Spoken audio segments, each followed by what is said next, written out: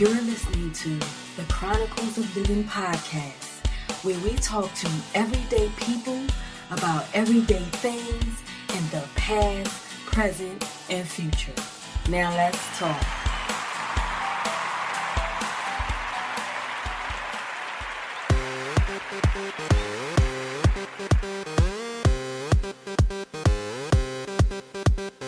Don't stop. Don't stop. Don't stop. Don't stop. Don't stop on the road of life. You can't stop. You can't stop moving. Keep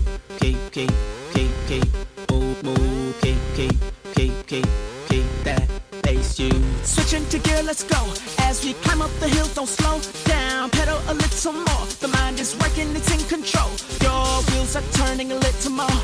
Going higher another notch. Keep it steady, don't watch the clock. Go round, cycle. Greetings, my visionary dreamers. How's everybody doing on Let's Talk Sundays? Yeah, interesting topic today, but I'm gonna let you finish listening for a minute before we get into it. We are learning, always turning later. Cannot stop the time. Always merging into lanes that better suit us as we ride. Switch it up. Switching to gear, let's go. As we climb up the hill, don't slow down. Pedal a little more. The mind is working, it's in control. Your wheels are turning a little more. Going higher another notch. Keep it steady, don't watch the clock. Go round, cycle. To those who are just tuning in, this is Adionne, your dream pusher, your lifeguard, saving you from yourself, from the world, from some real bull-ish. And this is Chronicles of Living podcast show, the show for everyday people doing everyday things, living everyday life. You know us normal folks, doing the damn thing the best way we can. And today's topic is racism. Let's talk about it. Now, I know this can be a tricky topic and touchy topic for some people, but if you've been following this show, y'all know I keep it all the way real, and as I always say, this is just my experience with whatever topic. Not just my experience, but experiences that I see throughout my life and some of the conclusions that I came to with the situations. And I just put it out there for all of you to decide your conclusion with the situation. That's what this show is about. It's about just talking about some real shit. You know what I'm saying? So, yeah. And that was Torelli and the Fuse. Make sure y'all support them on Reverb Nation. They good music, good guys. As far as I know, anyway, I've never met them. Got to get them on a show one day. Anyway, yeah. First off, I want to let y'all know that, again, I love you guys. I really do. I am always compelled to do this show in a good way, no matter what life throws at me. And today, I'm feeling a little bit under the weather. I really had to talk myself out of the bed. I'm all essential oiled up in herbs and teas, and I'm just praying that I don't go into no coughing spell. If I do, forgive me. Just know I'm dedicated, okay? That's what it's all about. So, yeah, racism. I actually had a different topic prepared for the show today, but I had a conversation with a friend of mine, and something was bothering her, and she was, I had seen her throughout the week, and she was asking, could she talk to me? So I'm thinking maybe this something was, I don't know, maybe relationship or maybe just something personal, whatever. I don't know. I was really surprised to know that it was about a racist situation. And really it didn't happen to her, but it came across her Facebook feed and it bothered her, as it should bother anybody. So basically, afterwards, later on, I started thinking about our conversation, and I started thinking about what came across her feed.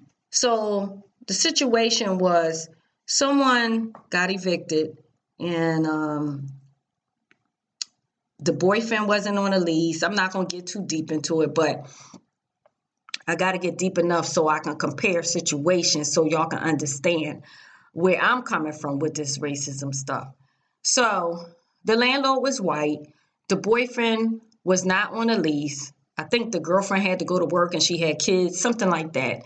And long story short, the landlord found out the boyfriend was in there, pretty much evicted them and things of that nature.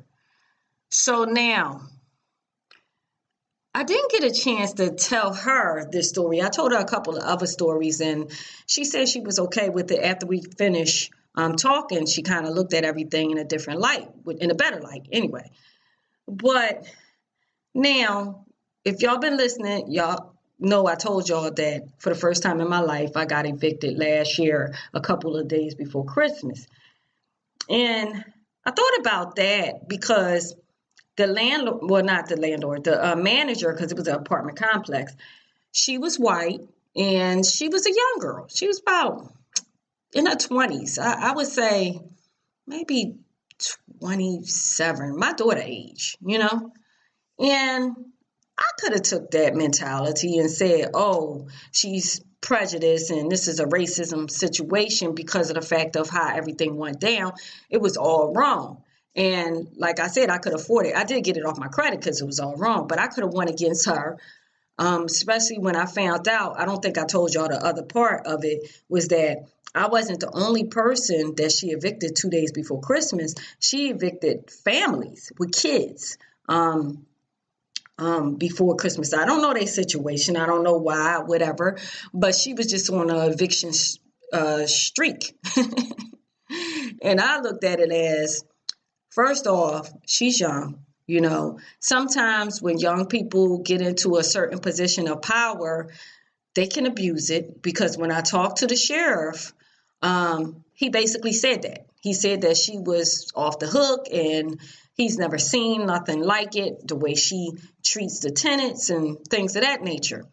But I just, you know, like I said, I wrote it off. I learned to not spend my energy where people got to learn their own lesson at their own time. You know, I wasn't going to take the time out to teach her a lesson. But nevertheless, I could have went there and said, oh, she's racist because me and her, we had been in communication and I just gave her money Wednesday and she said everything was fine. I had just gave her money earlier that week, but then Wednesday, all of a sudden she changed her mind and I just gave her over $1,000. And I could have took that approach and thought that way just because she's of a different race. But it never crossed my mind. I just really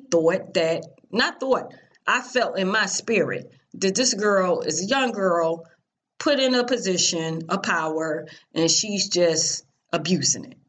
And she doesn't know exactly how much trouble she could have got into in the way she did everything in the paper trail that I had. So that's one situation. That was on me. I could have thought that way.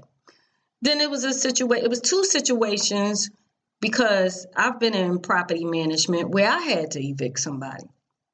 One situation was I was managing an apartment complex of 250 plus apartments. And I'm a person that always gave people the benefit of the doubt. So I let this guy be paroled to a friend of mine's apartment. Well, she became my friend. She wasn't my friend before she moved in, but I let him get paroled. He did 10 years. I talked to him and I told him straight up, look, first off, you're not supposed to even be here. I'm giving you a chance because I believe people deserve a chance. So I gave him a chance and let him get in, let him move in. And actually, I kind of did it behind my the property manager. I was a sales manager. She didn't really know. She suspected, but she didn't know. And I thought, he was a good guy. But come to find out, he was abusing the female, she's my friend now, but he was abusing her. And she came to my office crying, and that was it for me. I don't play that. Don't be putting your hands on a woman, especially if she's a woman that's not provoking you. I'm sorry, but sometimes some women can provoke you, and I don't believe in putting your hands on a woman, but I'm sorry, some women might deserve it every now and then. You might feel some type of way about me saying that, but anyway, nevertheless. So I went to the apartment and I told him that same day. And this was a buff guy.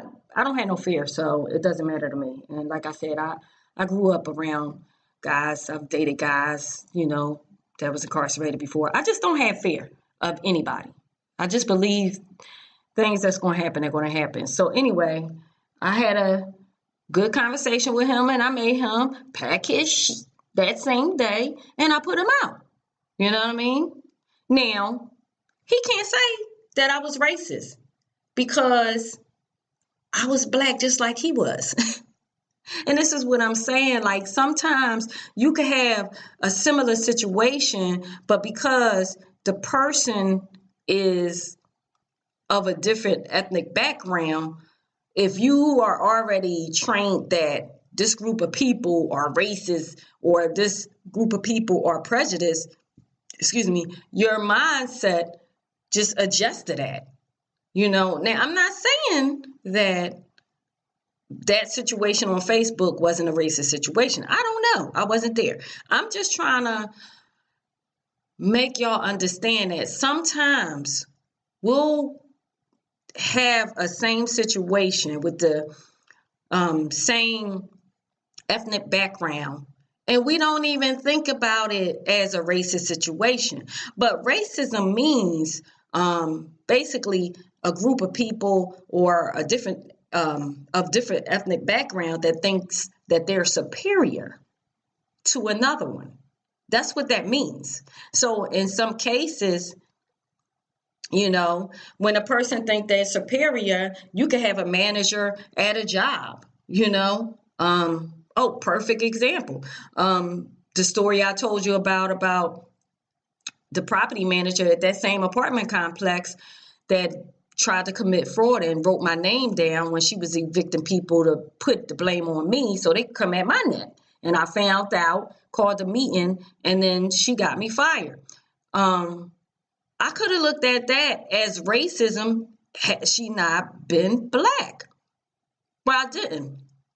I already knew we was friends, and then she was mad because I put her out there. But you're not going to commit fraud on me, not using my name. I mean, come on now.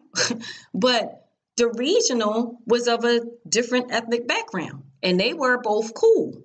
So I could have went there and said, because her and the regional is cool and the regional is of a different ethnic background, that's racism. I could have went there. These are different scenarios. Had I had this mindset and I look at any other ethnic background because of history being racist, I don't go in with that mindset, I could have looked at my situation with New York Life. I could have been like, okay, because it was a predominantly white office and the guy was holding my money, I could have said, he's being racist because he's holding my money and I'm black and there's not really too many black people in here. But I didn't look at it like that. I looked at it like, okay, this dude is holding my money because he see what I can do. He see the sales that I got in a fast pace, and he's trying to push and squeeze me for more. before he paid me. You know what I mean? That's what I took from it.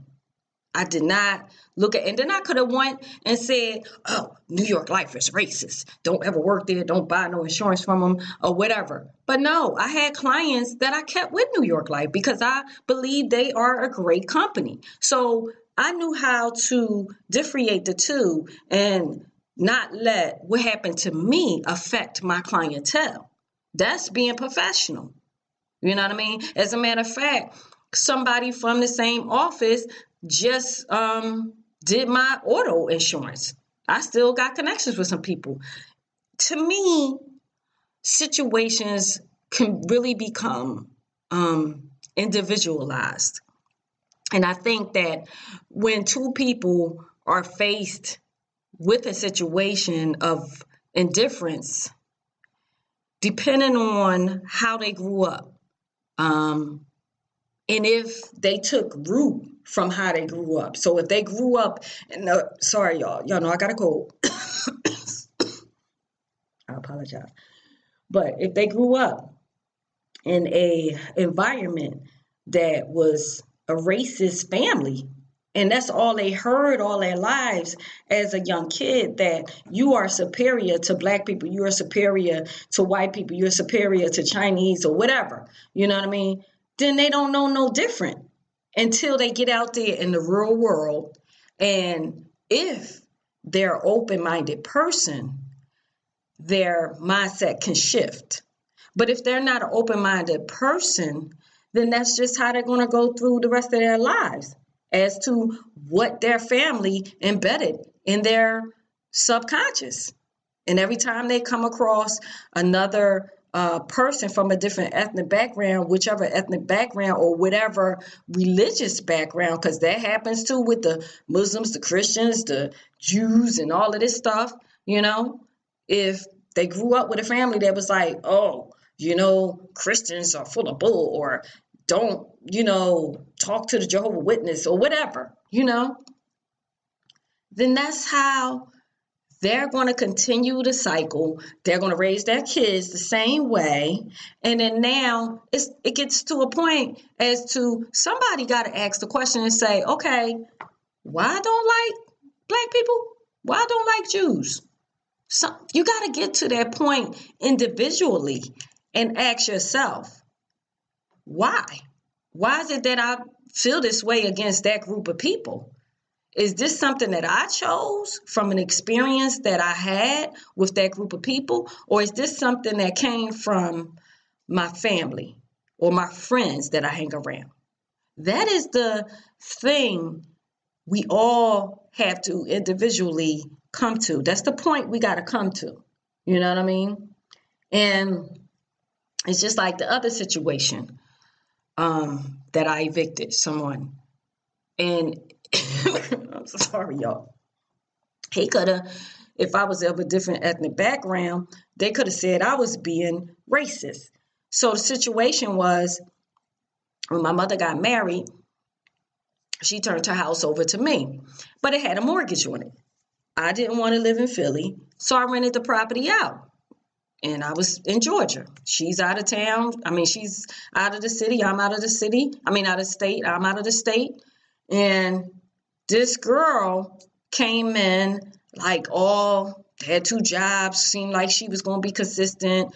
My cousin is a realtor, so I let her manage the property while I was out of town. And this girl, she was good for like maybe, I'm going to say 6-7 months. But then she just started falling off bad. And the mortgage was a nice price. She fell behind like a couple months, and I had to talk with her. But this is what she did that turned me off, because all before then, she was late here and there. I was working with her, you know, she was giving me these stories or whatever. Well, giving my cousin, the real estate agent, these different stories, and she was communicating it with me. And she knows how I get. So by the time she came up with this last story, and she was 2 months behind, she didn't call my cousin, you know, the real estate agent that was managing the property for me. she got her daughter to call, which was 25 years old. And her daughter told this big old lie, said my mom was in an accident and she fell down some steps at work because the girl worked at this like correctional facility and she was supposed to be breaking up a fight. She fractured her ribs and she was in the hospital. All of this, right? Well, what I did was I drove to Philly all the way from Georgia. And if y'all know, that's like a good 13-hour drive. I didn't say nothing. I didn't say I was coming. I'm like, I'm about tired of these stories. I'm going to check this out for myself and see if it's real because it sounds too flaky for me. Well, I drove down, go, knock on the door. Here come this guy to the door with his boxers on. Okay, who are you? He wasn't on the scene when she signed the lease. And this is what I'm saying about the whole Facebook feed that the girl felt like she was facing racism and the boyfriend wasn't on the lease and the landlord put him out. Like I said, I don't know that situation, but I'm telling you, this is a similar situation. So I'm like, okay. I asked for the girl. You know what he said? Oh, she's at work. So he didn't know the whole cockamamie story that she fed my cousin. Well, that her daughter called my cousin on and she's supposed to be in the hospital. Now he telling me she at work because he don't know the story. Like my thing is, if you're going to lie, put everybody else in on the story so it can be consistent, okay? So I didn't say nothing. I just was like, okay, well, you know, I'm the owner of this property, but I'll be back. I didn't say when. He was like, okay, she'll be back by 3:30. I didn't say nothing about you not supposed to be on the leave. I didn't say nothing. I didn't give him no more information. I was like, let me just see what she going to do. So I didn't go back that same day because I already knew she was going to duck me. I kindly went back. That was on a Saturday, Sunday morning, early in the morning. Ding dong. Ring the bell. Some kids come to the door and they call her. So she couldn't like flee the scene. She had to come to the door. Oh, I thought you was in the hospital. You know what I mean? So long story short, I went in and had a conversation. He trying to come and talk about something. Oh, well, we should sue because the electrical and this and any other. I go upstairs, the whole freaking ceiling fan is wires hanging. He's supposed to have been an electrician and he doing some work on the house without no permission. The house looked like, who did it and why? Like, I felt so grimy. And we've always kept that house nice and clean and up to par. So long story short, of course, I had to evict him, okay? Because he was getting out of pocket thinking he going to overtalk me. You know what I'm saying? And the fact that they did so much. Then they had a dog and a cat, which was not on a lease. And I told her if she wanted a pet to communicate with me. She was just out of order all around the board, tearing up the house and everything. So I had to evict him. I gave him some time and I was like, look, if you choose to stay your lease, the full lease, I will definitely put all of this on your credit and make it hard for you. If you cooperate and you leave the premise, I'm giving you 30 days, then we good. I won't report you, nothing. You know what I mean? We good. That's it. Even though you breaking the lease, even though you owe, when you leave, you're going to owe a good, probably, I think it was like 4 or 5 months left. Excuse me. And so this is what I'm saying. I'm black. They were black. But kind of the same situation from what that Facebook feed had.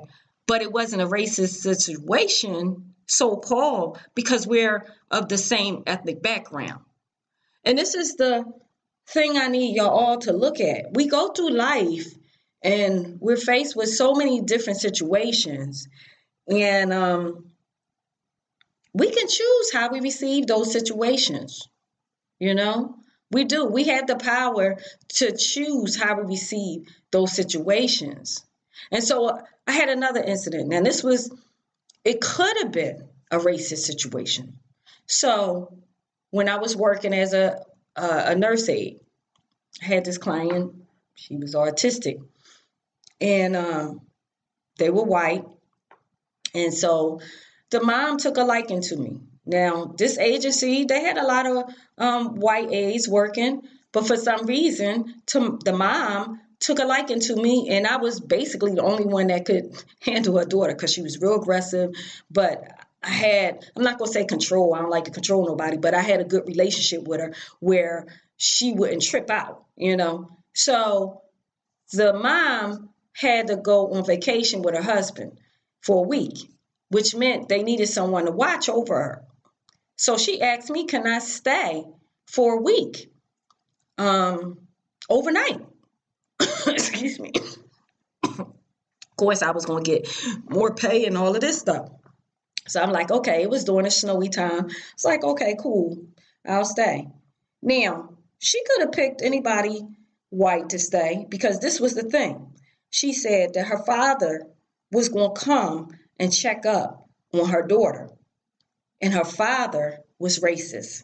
This is what she told me. She was like, I'm just letting you know, my father is racist. He used to be in the Ku Klux Klan. Well, I believe he used to be in the Ku Klux Klan when I was young and this and that and the other. And she was like, so just please don't take him personal if he says something or whatever like that. And I was like, oh, okay, cool. Thanks for that information. So I wasn't scared. I didn't take any type of, I don't know. I just was myself. So he comes over and you could tell when he came in, he was like kind of skeptical. I could feel that. But we started talking and this man stayed it was over an hour. Just talking to me. He wasn't even paying attention to his daughter. We had a good conversation. I can't tell you what it was about, just about life, period. And once I left and I was finished that whole week or whatever like that, the mother told me, she was like, oh my gosh, my father was like, he really liked you. He just thought, y'all had a great conversation and this and that and the other. So this is what I'm talking about. Hence, I could have decided, because she told me that information about him being racist, that I was going to have this chip over my shoulder and be on my, what you got against black people or whatever. I could have had that whole mindset, that attitude. But no, I didn't change who I was because that was his problem. I'm not racist. So I don't feed into that. If I come across it, I still treat people the same way because, again, that is their issue. It's not mine. You know what I mean? And long as you're not doing nothing to hurt me, I'm good. Like, do you, okay? Long as you're not hurting my family. But again, somebody else can help hurt your family from the same ethnic background, from the same religious group. It has happened time and time again. Your own family can hurt your family members. But we don't say, oh, they did it because they was racist. So this is what I'm saying. It's like racist is a problem. It is an issue. But you got to understand, we got issues in so many different ways that at some point, if you feel that type of way against another nationality, another religious group, you got to ask yourself, like, why? Is this benefiting me? Because since this is the show for dreamers, visionary, people that want to achieve goals, when you are putting together a company or you have talent and you're trying to pursue a certain type of career, if you have this racist mentality, then now you put yourself in a box. Now you are limiting yourself from the different people that might be able to help you move along in your career. Have you ever thought about that? If you're against a different nationality or religious group, and then just say that a big opportunity comes your way that can just catapult your dream, your vision, your goal.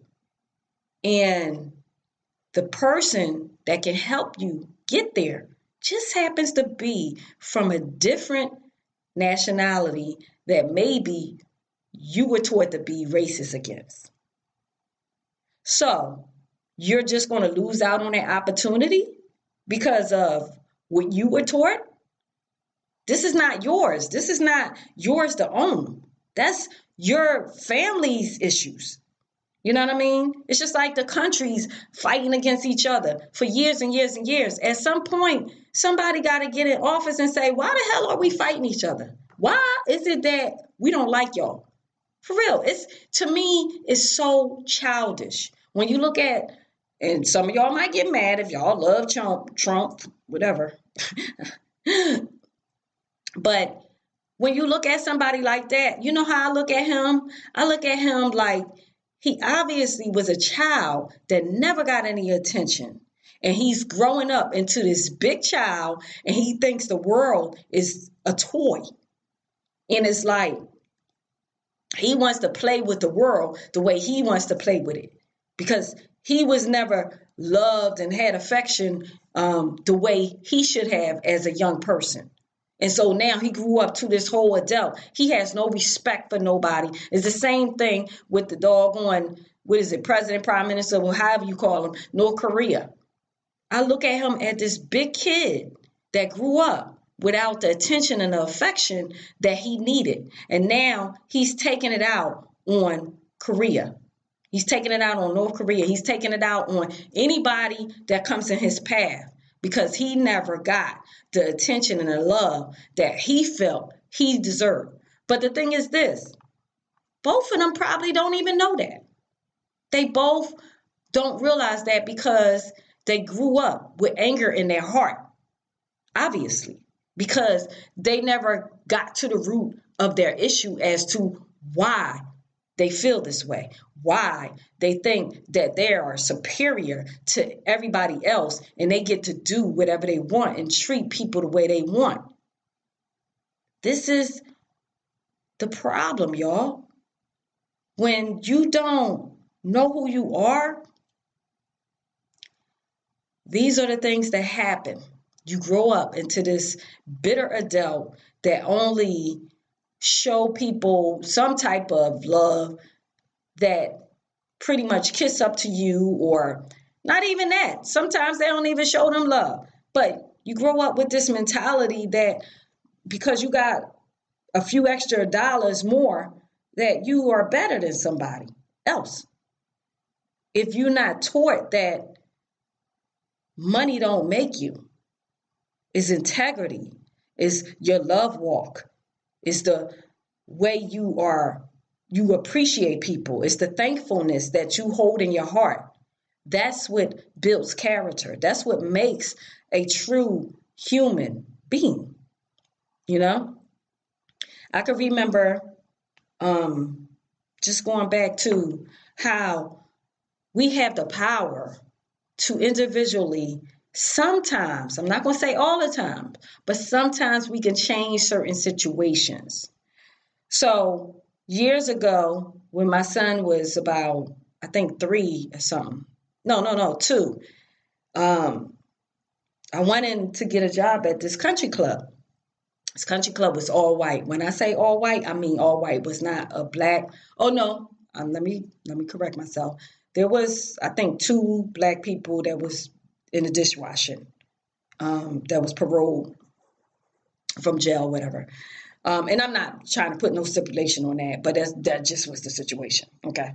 So I came in as a banquet server because I had experience with hotels or whatever, and I just went through, my whole divorce and all that whole bit, and I was trying to really start all over.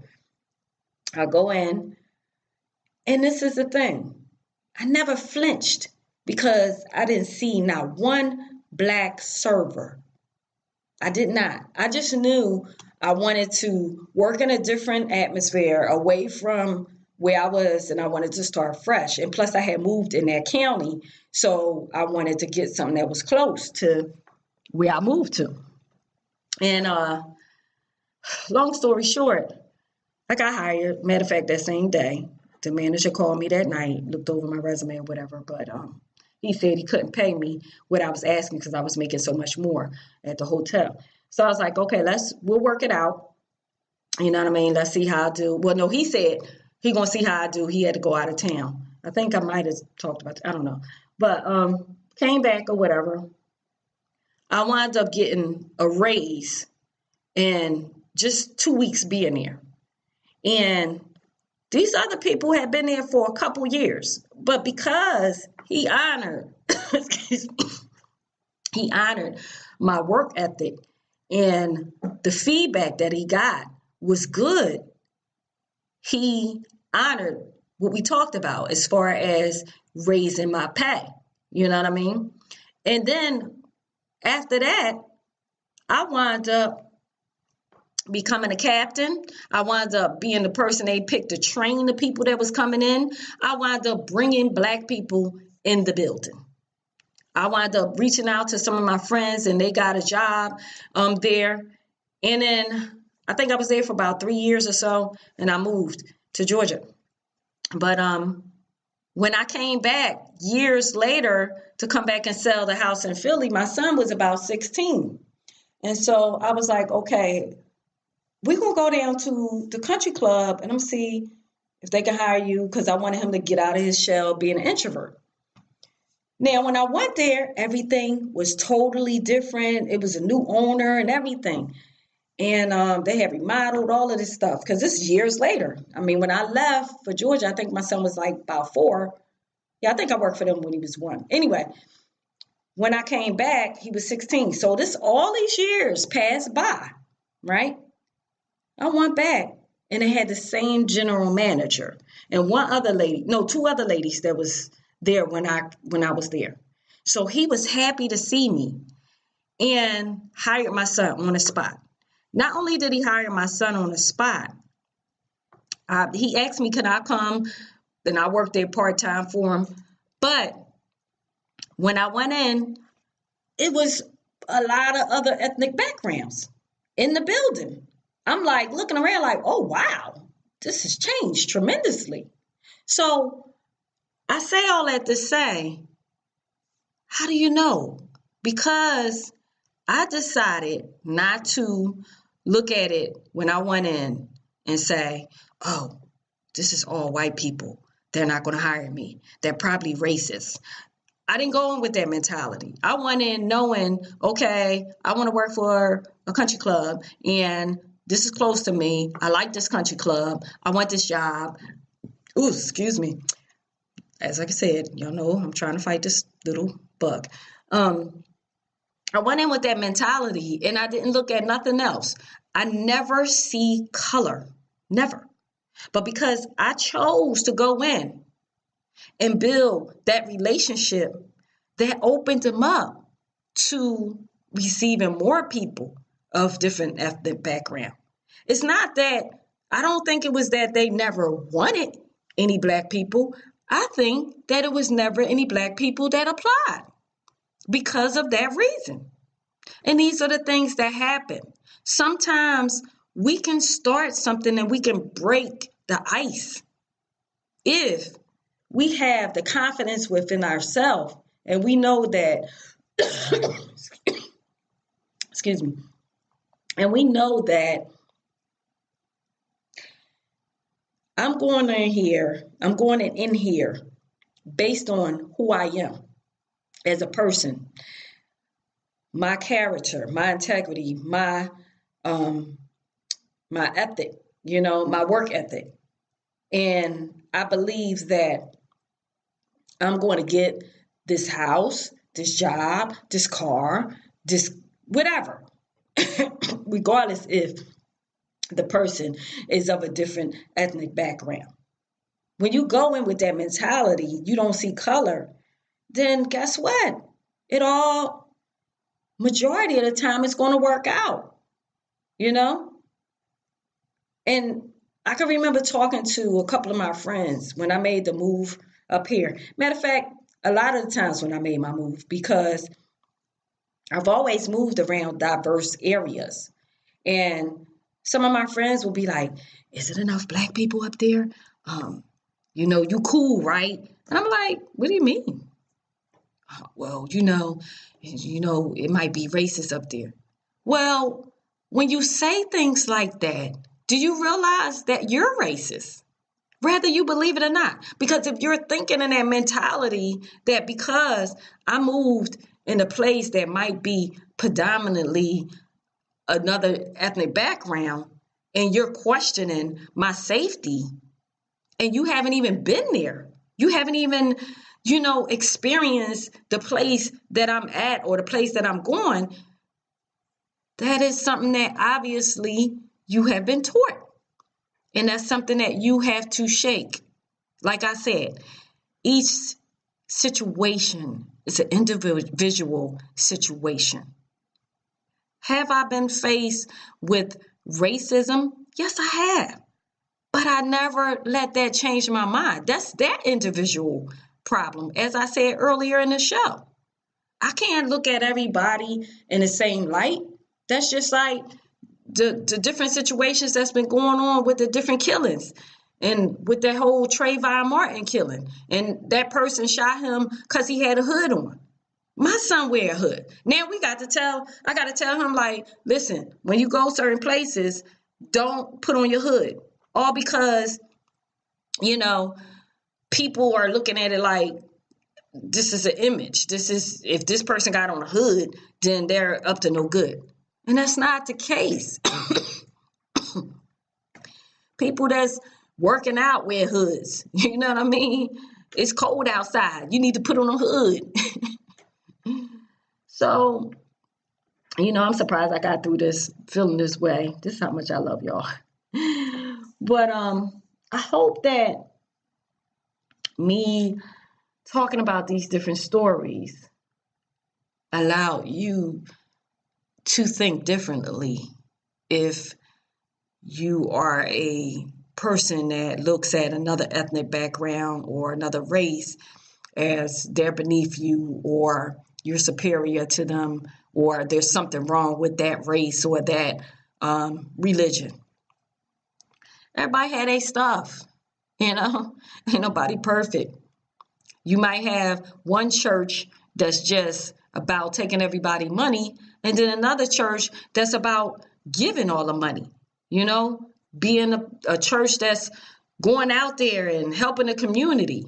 But yet, because you experienced this one church that took all the money from the congregation, now you feeling like, oh, Christians or Baptists or whatever the church was, they're thieves. Come on, y'all. We got to get better with that, And I'm not excusing any racist situations that have happened that was truly racist. I'm not excusing that at all. But what I'm saying to you is that just like Michael Jackson said in his song, I'm looking at the man in the mirror or standing in the mirror or whatever, and I'm asking him to change his ways. That's what he said in his song. And if you need to listen to that song, it's some deep lyrics, and that's what he's talking about. It starts with us as individuals. We have to change our ways in order for others to start changing theirs. Had I not sat and been myself with the man that was a part of the Ku Klux Klan, that might have been the thing that changed his light, his views on Black people. Sitting there with me, conversating, having an intelligent conversation could have been the thing that changed his views on Black people. And this is what I'm saying. We have opportunities, and sometimes we dismiss them because of our mindset, the mindset that we grew up with, the mindset that we were taught to have. It's not ours. Like my show, Are Your Thoughts Your Own? Go listen to that show. So I'm going to end this show because I'm starting to get real congested, and I got to get some herbs in my system and some essential oils going on. I'm ready to go to bed. But nevertheless, I'm fighting this. I'm not going to take me down. So, yeah, I really hope that y'all got a lot out of this show. And I really hope that, excuse me, we all start looking at ourselves and start looking at the things that we can change within ourselves, that we can individually add to the world to make this a better place. If we all do that, oh my gosh, this world would just change tremendously. If we all hold ourselves accountable for our thoughts and our actions, and we decide to get rid of the things that's not benefiting us or the world, man, it would be so amazing. So that's something I want y'all to ponder on into the next show. This is Adionne, your dream pusher, your lifeguard, saving you from the world, saving you from yourself, saving you from drowning in some bull-ish and some racism bull-ish. Okay? And y'all can catch the show on iHeartRadio, iTunes, TuneIn, so many. Just Google Chronicles of Living podcast show. Definitely download the app for you Android users in the Google Play Store, Chronicles of Living podcast. Rate it, like it. I appreciate y'all. I really do. And until next show, go out there. Do the damn thing the best way you can. I love you guys. Peace. Thank you for listening to Chronicles of Living, where we talk to everyday people about everyday things in the past, present, and future. And if you are pursuing your dreams, I'm proud of you. Because the best part of life is when you decide to live. To keep up with us, please visit chronicles-of-livin-podcast. Until next time, this is Adionne, your dream pusher. I love you guys.